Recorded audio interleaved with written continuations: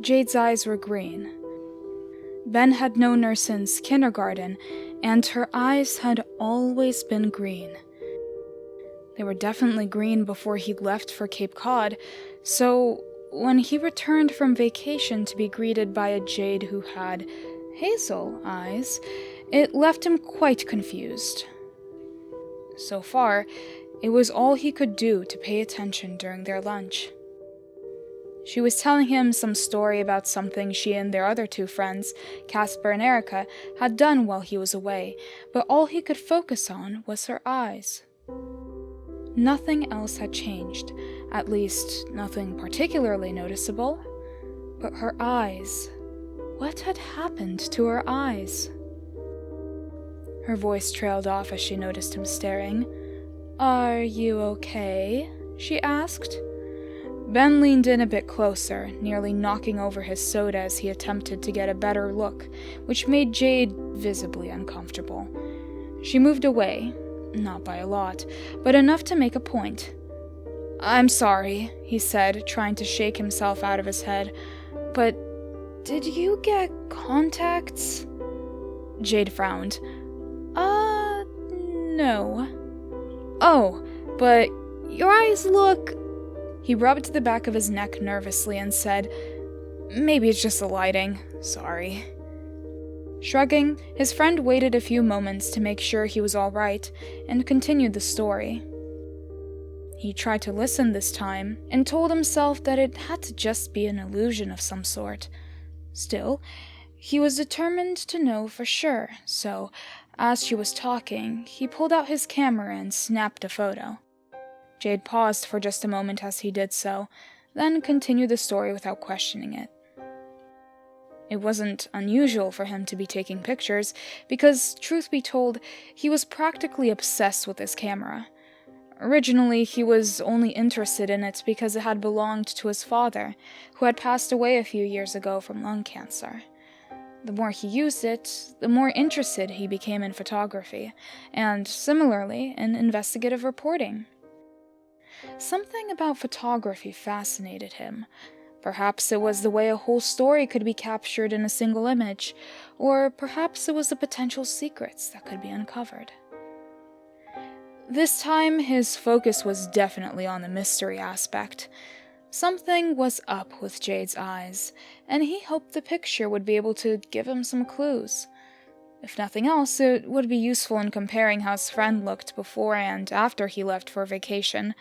Of course, he would have to account for lighting, camera angle, Jade's pose, but he was sure he had enough pictures to do the job.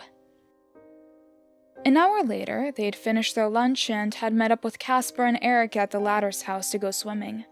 By then, Ben had been able to put the concerns about his friend's eyes aside, because he knew he had the ability to figure everything out later. Focusing on something other than wild theories about what was happening was a bit harder, thanks to his chronically overactive imagination. However, eventually he was able to calm down. That was until he noticed Erica's medium-length hair was now shortened. Just by an inch or two, it seemed, but it was shorter, and that's what counted. He might have just been looking for things to be paranoid over, as he had been accused of several times before for believing things like that one of the teachers at school was a murderer, or that the noise he'd sometimes hear at night wasn't the house settling, but a monster attempting to kill him. It wasn't his fault that his stepfather's insanely loud snoring sometimes sounded like a growling beast.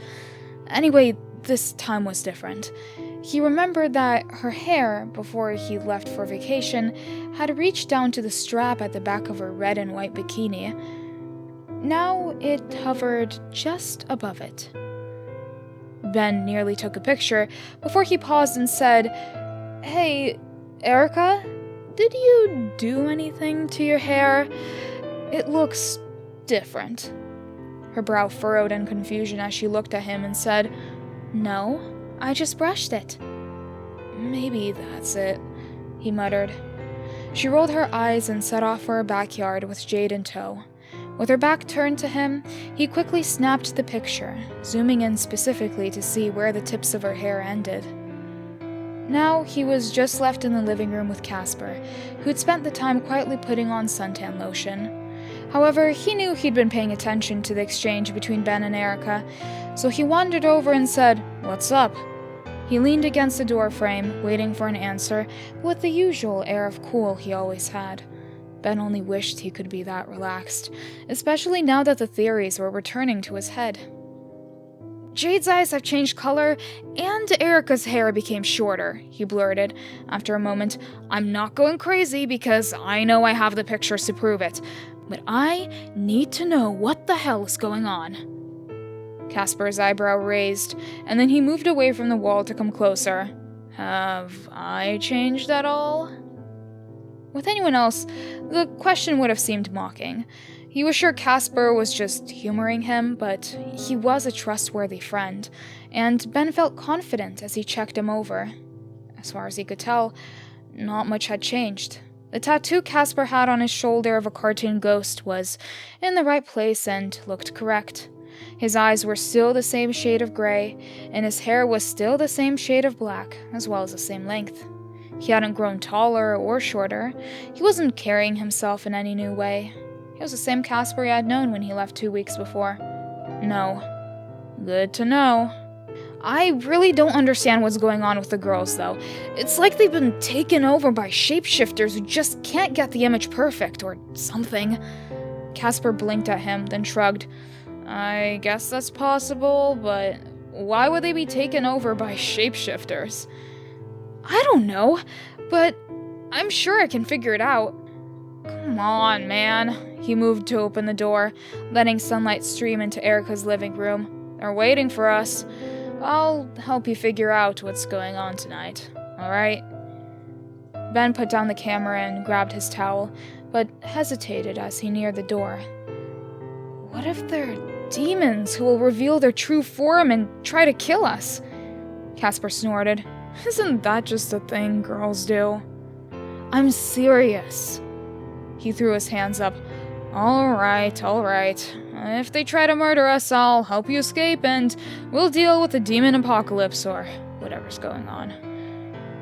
Ben still didn't feel completely safe, but knowing that he had someone on his side, he agreed to go swimming. Luckily, Jade and Erica had acted normally the whole time. They played Marco Polo for a while, before having a few races and a pathetic diving contest that really involved stupid jumps more than it did actual tricks. He was wary around the girls, but decided that if they really were possessed by a demon of some sort, pretending everything was fine wasn't a bad idea. If they weren't demons, then he was just fine anyway. At one point, Casper swam over to him and whispered, So, I'm not sure about Erica, but Jade's eyes have definitely changed color. Ben's heart started beating faster with excitement. You see it too? He asked, his voice coming out louder than he intended. He took a breath and steadied himself as he continued. Isn't it weird? His friend nodded. I don't think they're demons, but something's wrong. I'll crash at your place tonight, and we'll figure this out, yeah? Yeah. Casper splashed him a bit and motioned toward Erica, who had turned at the exclamation, looking confused.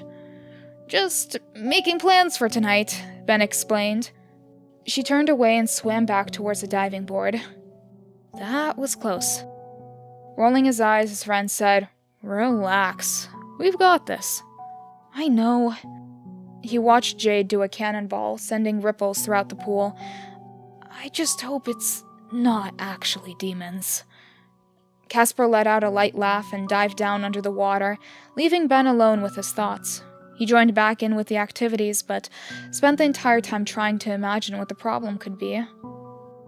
Clones? Maybe, but if so, there'd have to be some weird science fiction shit going on, and that would be an even bigger investigation. He simply told himself to pay attention for any clues that might point to a secret laboratory somewhere. Aliens? It was more sci-fi stuff, but this one felt more plausible. In theory, all it would take would be an abduction.